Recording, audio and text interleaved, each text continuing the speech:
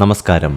Atlas Ramachandran നിർമ്മിച്ച സിനിമയാണ് ഭരതൻ സംവിധാനം ചെയ്ത് 1988 പുറത്തിറങ്ങിയ വൈശാലി. എം രാമചന്ദ്രൻ എന്ന പേരാണ് സിനിമയുടെ ടൈറ്റിൽ കാർഡിൽ അദ്ദേഹം ഉപയോഗിച്ചിരിക്കുന്നത്. MT വാസുദേവൻ നായരാണ് സിനിമയുടെ തിരക്കഥ എഴുതിയത്. സിനിമയുടെ നിർമ്മാണ സമയത്ത് MT വാസുദേവൻ നായരുമായി ഉണ്ടായ രസകരമായ ചില തർക്കങ്ങളെക്കുറിച്ച് മുമ്പൊരിക്കൽ അറ്റ്ലസ് രാമചന്ദ്രൻ പറയുകയുണ്ടായി. അതിങ്ങനെയാണ്: വൈശാലിയുടെ നിർമ്മാണ പ്രവർത്തനങ്ങളുടെ പ്രാരംഭഘട്ടം എന്ന നിലയിൽ അതിലെ ഗാനങ്ങളുടെ റെക്കോർഡിംഗ് ആണ് ആദ്യം നിശ്ചയിച്ചിരുന്നത്. ഇതിനായി രാമചന്ദ്രൻ ചെന്നൈയിലെത്തി. ന്യൂ വുഡ്ലാൻഡ്സ് ഹോട്ടലിൽ MTക്കും ONV കുറുപ്പിനുമൊപ്പമായിരുന്നു താമസം. സംഗീത സംവിധായകനായ ബോംബെ രവി താമസിച്ചിരുന്നത് എതിർവശത്തുള്ള ഷോള ഷെറാട്ടൺ ഹോട്ടലിലും. ബോംബെ രവിയും ONVയും തമ്മിലായിരുന്നു ആദ്യ തർക്കം. വരികൾ തന്നാൽ ഈണമിടാമെന്ന് ബോംബെ രവിയും ഈണമിട്ടാൽ വരികൾ തരാമെന്ന് ONVയും പറഞ്ഞു. ആ സംസാരം പതിയെ തർക്കത്തിലെത്തുകയായിരുന്നു. അവസാനം MT ഇടപെട്ട് ആ തർക്കം തീർപ്പാക്കി. ഈണമിട്ടതിനു ശേഷം മതി വരികൾ എന്നായിരുന്നു MTയുടെ തീർപ്പ്. അത് ബോംബെ രവി അംഗീകരിക്കുകയായിരുന്നു. പിന്നീടായിരുന്നു MTയുമായുള്ള രാമചന്ദ്രന്റെ അഭിപ്രായ വ്യത്യാസം. കലയെയും സംഗീതത്തെയും അതിരിറ്റ് സ്നേഹിച്ചിരുന്ന രാമചന്ദ്രന് പല പ്രമുഖരുമായും അടുത്ത ബന്ധമുണ്ടായിരുന്നു. യേശുദാസും ജയചന്ദ്രനുമൊക്കെ ആ സുഹൃത്ത് സംഘത്തിൽപ്പെട്ടവരായിരുന്നു. ആദ്യമായി നിർമ്മിക്കുന്ന ചിത്രത്തിൽ ഇരുവരെയും കൊണ്ട് പാടിക്കണമെന്ന് അദ്ദേഹം ആഗ്രഹിച്ചിരുന്നു. എന്നാൽ എല്ലാ പാട്ടുകളും പെൺശബ്ദത്തിൽ ആയിരിക്കുമെന്ന് MT പ്രസ്താവിച്ചു. ഒരു ബോംബ് വർഷിക്കുന്ന പ്രതീതിയാണ് അത് തന്നിൽ ഉളവാക്കിയതെന്നാണ് മന്ദസ്മിതത്തോടെ രാമചന്ദ്രൻ പിന്നീട് പറഞ്ഞത്. യേശുദാസിനെയും ജയചന്ദ്രനെയും പാടിക്കാനുള്ള തൻ്റെ ആഗ്രഹം അറിയിച്ചപ്പോൾ അതിന് പ്രത്യേകം പാട്ടുകൾ റെക്കോർഡ് ചെയ്ത് കേട്ടാൽ പോരെയെന്നും കൂടുതൽ പണം മുടക്കി സിനിമ നിർമ്മിക്കണമോ എന്നും MT ചോദിച്ചു. നിർബന്ധമാണെങ്കിൽ ചിത്രത്തിലുള്ള ഒരു സംഘഗാനത്തിലെ 4 വരികൾ അവരെ കൊണ്ട് പാടിച്ചോളൂവെന്നും MT പറഞ്ഞു. ഇരുവരുമായും തനിക്ക് അടുത്ത ബന്ധം ഉണ്ടായിരുന്നതിനാൽ ആ സാഹസത്തിന് മുതിർന്നില്ലെന്നും രാമചന്ദ്രൻ പറഞ്ഞു. സിനിമയിൽ ലോമപാത മഹാരാജാവ് എന്ന കഥാപാത്രത്തെ അവതരിപ്പിച്ചത് ബാബു ആന്റണിയായിരുന്നു. ഭരതന്റെ എക്കാലത്തെയും മികച്ച ക്ലാസിക്കിൽ എങ്ങനെയാണ് താൻ എത്തിയതെന്ന് ബാബു ആന്റണി പറഞ്ഞത് ഇങ്ങനെയാണ്: അന്ന് ബോംബെയിൽ ഞാൻ താമസിച്ചിരുന്ന ഹോട്ടലിൽ ഭരതനും നിർമ്മാതാവും ചേർന്ന് പ്രധാന വേഷങ്ങൾക്കായി ഓഡീഷൻ നടത്തുന്നുണ്ടായിരുന്നു. യാദൃശ്ചികമായി എന്നെ കണ്ട ഭരതേട്ടൻ ആ അഭിനേതാക്കളിൽ ചേരാൻ ക്ഷണിച്ചു. അത്തരം സിനിമകൾ എനിക്കിഷ്ടമല്ലെന്ന മറുപടിയാണ് ഞാൻ അന്ന് നൽകിയത്. കുറച്ചു മാസങ്ങൾക്ക് ശേഷം ഭരതേട്ടൻ എന്നെ വിളിച്ച് മൈസൂരിലേക്ക് വരാൻ ആവശ്യപ്പെട്ടു. എൻ്റെ മറ്റ് ജോലികൾ പൂർത്തിയാക്കിയ ശേഷം ഞാൻ ഒരു സുഹൃത്തിനൊപ്പം ഭരതേട്ടൻ എന്നോട് എത്തിച്ചേരാൻ ആവശ്യപ്പെട്ട സ്ഥലത്തെത്തി. ആളുകൾ അവിടേക്കും ഓഡീഷനുകൾക്കായി വരുന്നതായി ഞാൻ കണ്ടു.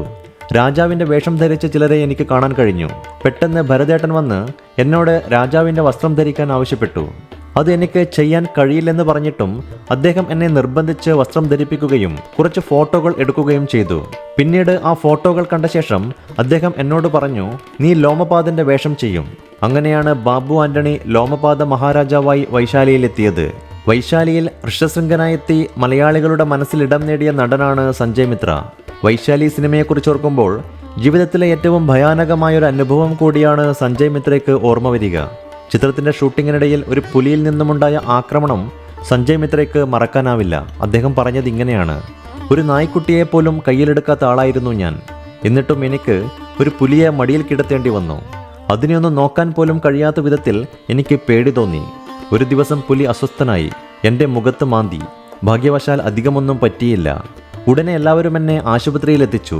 മണിക്കൂറുകൾക്കുള്ളിൽ എനിക്ക് ലൊക്കേഷനിലേക്ക് മടങ്ങാനായി. അതെൻ്റെ ജീവിതത്തിലെ ഏറ്റവും ഭയാനകമായ ഓർമ്മയായി തുടരുന്നുവെന്നും ടൈംസ് ഓഫ് ഇന്ത്യയ്ക്ക് മുൻപ് നൽകിയ അഭിമുഖത്തിൽ സഞ്ജയ് പറഞ്ഞിരുന്നു. വൈശാലിയിൽ അഭിനയിക്കുമ്പോൾ സഞ്ജയ് മിത്രയ്ക്ക് പ്രായം 22 വയസ്സാണ്. ഒരു പരസ്യം കണ്ടാണ് ഭരതൻ സഞ്ജയ് മിത്രയെ തേടി ചെല്ലുന്നത്. അഭിനയിക്കാൻ ക്ഷണം കിട്ടിയപ്പോൾ ആദ്യം മടി തോന്നിയെന്നും എന്നാൽ ഭരതൻ ഋഷശൃംഖനിലെ ക്യാരക്ടർ സ്കെച്ചുകൾ കാണിച്ചപ്പോൾ ആ കഥാപാത്രത്തെ അവതരിപ്പിക്കാൻ ആഗ്രഹം തോന്നിയെന്നും സഞ്ജയ് പറഞ്ഞു. ഋഷശൃംഖനെക്കുറിച്ചുള്ള എല്ലാ വിശദാംശങ്ങളും ഭരതന്റെ പക്കലുണ്ടായിരുന്നു. ഋഷശൃംഖന്റെ രേഖാചിത്രങ്ങൾക്ക് ഞാനുമായി പല രീതിയിലും സാമ്യമുണ്ടായിരുന്നു. തനിക്ക് എന്താണ് വേണ്ടതെന്ന് അദ്ദേഹത്തിന് വ്യക്തതയുണ്ടായിരുന്നു. സിനിമ കേരളത്തിൽ വമ്പൻ ഹിറ്റായ കാര്യം താൻ അറിയുന്നത് വൈകിയാണെന്നും സഞ്ജയ് ഓർത്തെടുത്തു. സിനിമയുടെ 100ാം ദിവസം പിന്നിട്ടപ്പോഴാണ് ചിത്രം ഹിറ്റായി എന്ന് ഞാൻ അറിഞ്ഞത്. അന്ന് ഇന്റർനെറ്റ് സൗകര്യം ഇല്ലാത്തതിനാൽ രാജ്യത്തിന്റെ മറ്റ് ഭാഗങ്ങളിൽ എന്താണ് സംഭവിക്കുന്നതെന്ന് അറിയില്ലായിരുന്നു. വൈശാലിയിൽ സഹസംവിധായകനായിരുന്നു ജയരാജ്. വൈശാലിയുടെ ഷൂട്ടിംഗ് അനുഭവം ജയരാജ് പങ്കുവച്ചതിങ്ങനെയാണ്: ഞാൻ ഭരതേട്ടൻ്റെ അടുത്ത് സഹസംവിധായകനായി എത്തി ദക്ഷിണ വെച്ചു. ആദ്യം അദ്ദേഹം ചെയ്തത് എൻ്റെ കയ്യിൽ സ്ക്രിപ്റ്റ് വെച്ചു തരികയായിരുന്നു. ഞാൻ തുറന്നു നോക്കുമ്പോൾ വൈശാലി സിനിമയുടെ സ്ക്രിപ്റ്റാണ്. എനിക്കത് കണ്ടപ്പോൾ ഒരു വിറയൽ പോലെ തോന്നി. ജീവിതത്തിൽ ഏറ്റവും കൂടുതൽ ആരാധിക്കുന്ന, ഏറ്റവും ഇഷ്ടപ്പെടുന്ന MT വാസുദേവൻ നായരുടെ കൈപ്പടയിലുള്ള തിരക്കഥയാണ് കയ്യിൽ. ഞാൻ 1 മണിക്കൂർ കൊണ്ട് അത് വായിച്ചു തീർത്തു. ഭരതേട്ടൻ വൈശാലിയുമായി ബന്ധപ്പെട്ട് കുറെ പെയിന്റിങ്ങുകൾ ചെയ്തിരുന്നു. ആ സിനിമയുടെ പല മുഹൂർത്തങ്ങളും അദ്ദേഹം ഇങ്ങനെ പെയിന്റ് ചെയ്തിരുന്നു. വൈശാലിയിൽ ആദ്യം ചിത്രീകരിച്ചത് ഏറ്റവും ഡെലിക്കേറ്റായ സീനായിരുന്നു. വൈശാലി ഋഷ്യശൃംഗൻ ജോഡികളായി എത്തിയ സുബർണയുടെയും സഞ്ജയിന്റെയും ആദ്യ ചിത്രമായിരുന്നു അത്. രണ്ടുപേരും ആദ്യമായി അഭിനയിക്കുന്നവർ. ഇടുക്കിയിലെ കുളമാവിൽ വിശാലമായ റിസർവുകളിലായിരുന്നു ഷൂട്ടിംഗ്. ആദ്യത്തെ സീൻ തന്നെ ഋഷ്യശൃംഗനെ വള്ളത്തിൽ കയറ്റി കൊണ്ടുപോകുമ്പോൾ ഋഷ്യശൃംഗൻ ശപിക്കാൻ വേണ്ടി വെള്ളമെടുക്കുമ്പോൾ വൈശാലി ബലം പ്രയോഗിച്ചിട്ട് ചുംബിച്ചിട്ട് അരുതയെന്ന് പറയുന്നതാണ്. ഭരതേട്ടൻ പറഞ്ഞത് ആ സീൻ തന്നെ ആദ്യം എടുക്കണമെന്നാണ്. വൈശാലി സിനിമയുടെ ലൊക്കേഷനിൽ ആദ്യം മുതൽ അവസാനം വരെ എംടി ഉണ്ടായിരുന്നു. സംവിധായകനെ പോലെയോ ആർട്ട് ഡയറക്ടറെ പോലെയോ ഒക്കെ ആ സിനിമയുടെ ലൊക്കേഷനിൽ ആദ്യം മുതൽ അവസാനം വരെ വാസുവേട്ടൻ ഉണ്ടായിരുന്നു. ഉച്ചയ്ക്ക് ഊണ് കഴിഞ്ഞാൽ ഒരു തോർത്തൊക്കെ വിരിച്ച് തോണിയുടെ സൈഡിൽ കിടന്ന് ഉറങ്ങുന്നത് കാണാം. അദ്ദേഹം ആ സൃഷ്ടിയുടെ പൂർണ്ണത അടുത്തുനിന്ന് കാണുകയായിരുന്നു. വൈശാലിയിലെ യാഗം ചിത്രീകരിക്കുമ്പോൾ യഥാർത്ഥത്തിൽ മഴയുണ്ടായി. യാഗം സീൻ ഷൂട്ട് ചെയ്യുന്ന സമയം 4 ഫയർ എഞ്ചിനൊക്കെ കൊണ്ടുവന്ന് ലൊക്കേഷനിൽ നിർത്തിയിട്ടുണ്ട്. ഭരതേട്ടനും വാസുവേട്ടനുമൊക്കെ ഓരോ ടെൻറ്റുകളിലായി ഇരിക്കുകയാണ്. യാഗം തുടങ്ങി. പക്ഷേ ഫയർ എഞ്ചിൻ ഓൺ ചെയ്യേണ്ടി വന്നില്ല. മഴ പെയ്യാൻ തുടങ്ങി. ആ രംഗത്തിൽ കാണുന്ന മുഴുവൻ കരിമേഘങ്ങളും അവിടെ ഉരുണ്ടുകൂടിയതാണ്. ഞങ്ങൾക്കെല്ലാം അത് അവിശ്വസനീയമായി തോന്നി. മധു അമ്പാട്ട് എന്തു ചെയ്യണമെന്നറിയാതെയായി. ആ രംഗങ്ങളിൽ നിങ്ങൾ കാണുന്ന മഴയെല്ലാം യഥാർത്ഥത്തിൽ അവിടെ പെയ്തതാണ്. പ്രകൃതി പോലും ആ ക്ലാസിക് ചിത്രത്തിന് അനുകൂലമായി പ്രവർത്തിച്ചുവെന്നും ജയരാജ് പറഞ്ഞു. വൈശാലിയുടെയും ഋഷ്യശൃംഗന്റെയും പ്രണയം കോർത്തിണക്കിയ മനോഹരമായ ഗുഹ അത്ര പെട്ടെന്ന് ആരും മറക്കില്ല.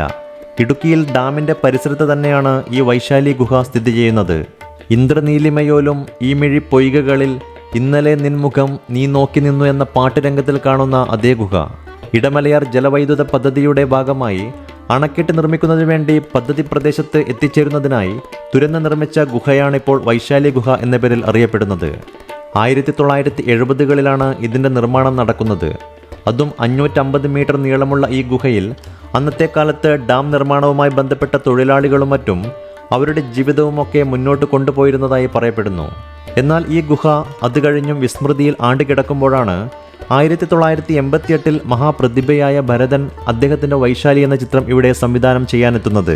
ജീവിതത്തിൽ അന്നേ വരെ സ്ത്രീകളെ കണ്ടിട്ടില്ലാത്ത ഋഷ്യശൃംഗൻ എന്ന മുനികുമാരൻ്റെയും അദ്ദേഹത്തെ തേടിയെത്തുന്ന വൈശാലി എന്ന ദേവദാസി പെണ്ണിൻ്റെയും കഥയാണ് വൈശാലി. അംഗരാജ്യത്തിൽ കൊടും വേനലാണ്. അതിൽ നിന്ന് രാജ്യത്തെ രക്ഷിക്കാൻ കാമശാസ്ത്രം പഠിച്ച വൈശാലി പുറപ്പെടുകയാണ്. ഋഷ്യശൃംഗൻ സ്ത്രീകളെ അറിഞ്ഞിട്ടില്ലാത്ത മുനികുമാരൻ. അദ്ദേഹം വന്ന് യാഗം ചെയ്താൽ മാറുന്ന വരൾച്ചയ്ക്ക് വേണ്ടി അദ്ദേഹത്തെ വശീകരിക്കുകയാണ് വൈശാലിയുടെ ലക്ഷ്യം. അവളെ കാണുന്ന ഋഷ്യശൃംഗൻ അവളിൽ അനുരക്തനാവുകയും അവളുമായി ആടിപ്പാടുകയും ചെയ്യുന്നു. ഒടുവിൽ അദ്ദേഹത്തെ തൻ്റെ അംഗരാജ്യത്തേക്ക് വൈശാലി കൂട്ടിക്കൊണ്ടു പോവുകയാണ്. ഋഷ്യശൃംഗന്റെ പർണശാലയ്ക്കടുത്തുള്ള ഗുഹയാണ് ഇപ്പോൾ ആ സിനിമയുടെ ചിത്രീകരണത്തിന് ശേഷം വൈശാലി ഗുഹ എന്ന പേരിൽ അറിയപ്പെടുന്നത്. ഈ ഗുഹയൊക്കെ ആദ്യം സെറ്റിട്ട് ചെയ്യാനായിരുന്നു ഭരതന്റെ പദ്ധതി. പക്ഷേ ഇടുക്കിയിലെത്തി ഈ ഗുഹയും പരിസരവും കണ്ടതോടെ ഭരതന്റെ മനസ്സ് മാറി. ഇവിടെ തന്നെ മതി ലൊക്കേഷൻ എന്ന് തീരുമാനിക്കുകയായിരുന്നു.